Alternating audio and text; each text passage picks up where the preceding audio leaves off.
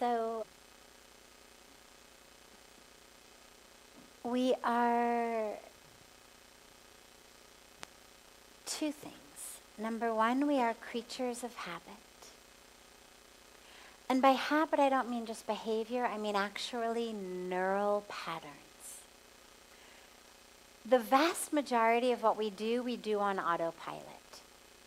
You get in the car, you drive to the office, mind is somewhere totally else. You have no idea how you got there. But you've done it so many times that the body is actually able to drive you to the office, back to the house, to the grocery store. And you have no recollection of having done it. You've been on autopilot. People do all sorts of things on autopilot, right? We have habits. Some people, twirl their hair, people bite their nose, people crack their fingernail, whatever it may be. But it's not that you decide, now I am going to bite my fingernail, or now I'm going to twirl my hair, or now I'm going to crack my fingerknuckles. Because we've done it so many times, if you're someone who has these habits, they've laid into neural networks that have become automatic. Now, the same thing happens actually emotionally. We have ways of reacting. Because not everyone gets angry in the same way or at the same thing. But we all tend to get angry the same way as ourselves over and over. So if I'm a sulker, that's going to be my MO. I sulk. I withdraw, I take it in, I ignore you. Maybe I slam a door. I'm passive aggressive. Whenever I get angry, that becomes my pattern. Maybe I'm a screamer. Maybe when I get angry, I shout at the top of my lungs. That's my way of doing anger. Maybe when I get angry, I punch things. Maybe my house is full of holes that I've punched in the walls. Because when I get angry, that's what I do. And I'm not obviously condoning any of these. We're just talking about patterns.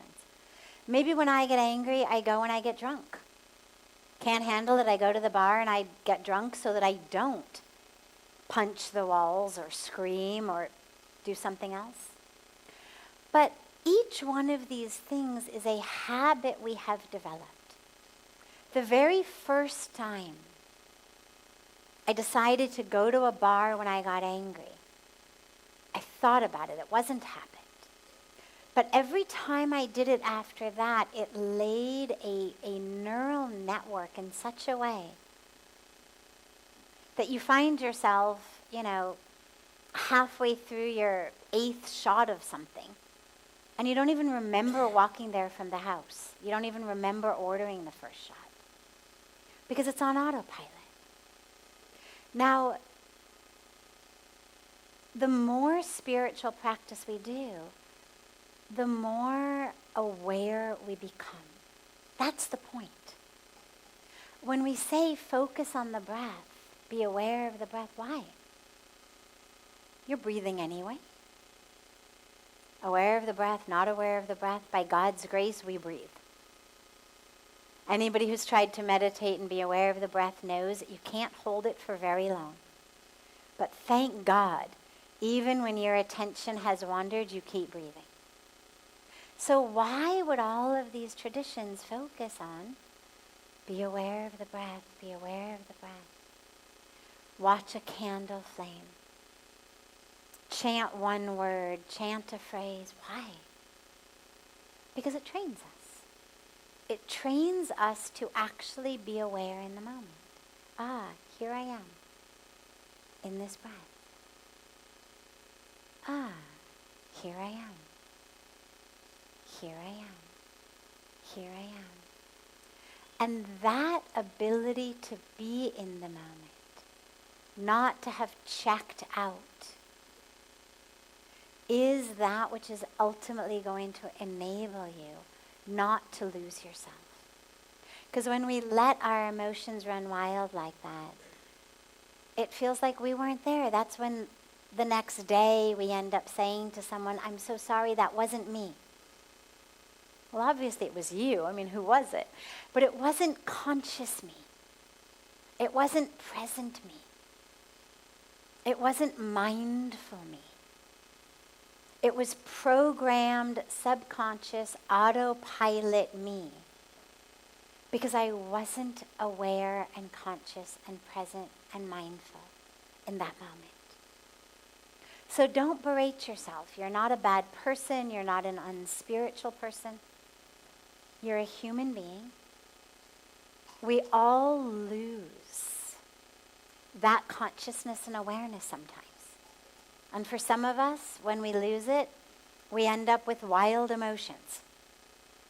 Some of us, we lose it, we end up in a bar or in someone's bed or whatever it may be, based on what people's patterns are, based on whatever we're all working with individually.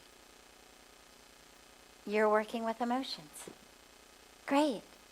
Keep working with them. And practice in every minute and every moment how mindful you can be. Not just in your meditation. Do mindful walking. Do mindful eating. Whatever you're doing, bring the awareness to it. Here we are. This moment. Just keep coming back. Set alarms on your phone to go off every 15 minutes and remind you just, before you eat or drink anything. Take a moment, connect. Align lots of moments of your day, things you do a lot of the time. If you drive a lot, set it every time before you turn the ignition in the car. If you send a lot of emails, every time before you hit send or before you hit, open inbox. Whatever it may be that you do a lot of. Just set up a pattern that before you do that, you take a moment and you come back to the moment. And what you'll find slowly is, in those moments where your emotions are about to run wild because your conscious mind has gone somewhere else, you come back.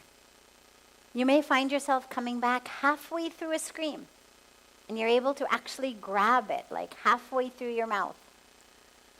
That's great. Next time you'll grab it as your mouth begins to open. The time before that, you'll grab it just as you're about to open your mouth. Slowly, you'll be able to grab it because you're aware of it. When you start seeing it coming from off in the distance, you start to feel it, you start to notice that your sense of inner awareness gets more and more subtle and more refined, so you start to notice, vibrating with an energy that's going to explode in a little while. Like, I feel it. You start to feel it rising in you. You notice it. Look at that. I've been triggered. How interesting. You take a deep breath. Take a walk. Take a shower. Meditate. Whatever you need to do. Exhale. And make a different choice. And it'll happen. It'll absolutely happen. Great. Yeah, last question.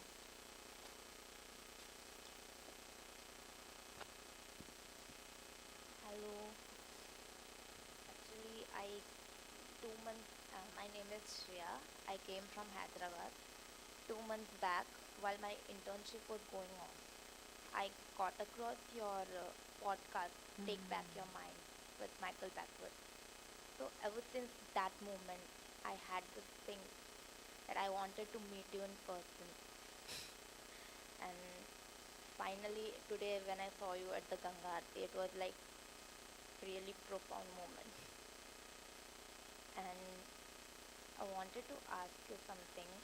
In Arabic, there is a term which means maktub. It says it's written. Can you bring the mic a little closer to your mouth? Yeah, thank you. Okay, In Arabic, there is a word which means maktub. It means it's written. Everything is already written, entire life Yes. and everything. And then there is a concept which says manifestation. Like your life right now. It's all manifestation of whatever you have thought and everything. So, like, is it like maktub or manifestation like that? And when it comes to manifestation, it's like continuous patterns. Yeah. We need to break those patterns and all. Like, is everything written? Okay. So, when we think about things being written, things being predestined, predetermined, there's a bit of a misunderstanding around that, because when most of us think of it, we think of it as though it were somehow written thousands and thousands and thousands of years ago, some other era in the cosmic world by God, just sort of randomly this thing was written, and there's a book floating around in the sky somewhere that's determining my life.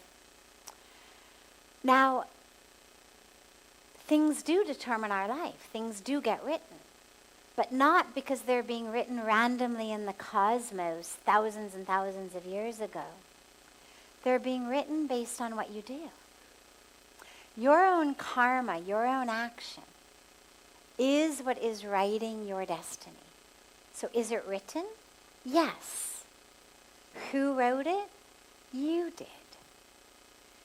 Do you have the power to write something new? Absolutely. Can you rewind history? No.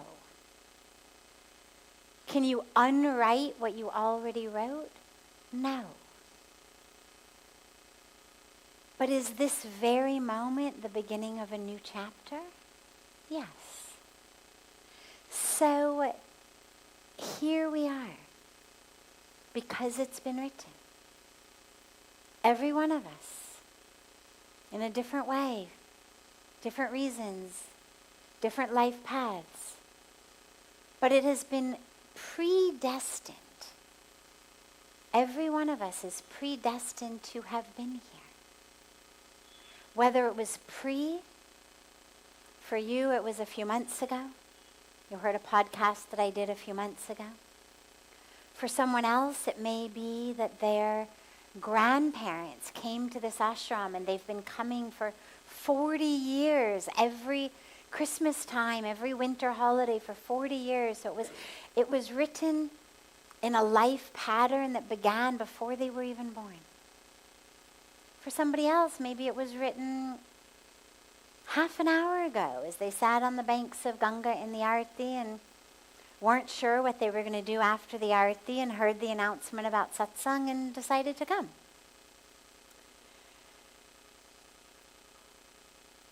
It's been written for each of us in different ways. But every one of us, it was predetermined to be here. Was the pre from a past life, from earlier in this life, from 10 minutes ago? Varies. From this moment, though, you are writing your future. Now, yes, of course, there are some karmas, some actions that have not yet borne fruit. You can think of them as seeds that you've planted in your garden a long time ago that eventually are going to come to harvest. You can't unplant them. So there will be seeds and fruits and harvests that will eventually sprout because of things that you planted in the past. But you also now get to plant anything you want. From this moment on, whatever you want to have in your future, and by future I mean 10 minutes from now, I mean tomorrow, I mean next year, I mean 40 years from now, we're writing it all now. This is why sadhana. This is why introspection and contemplation.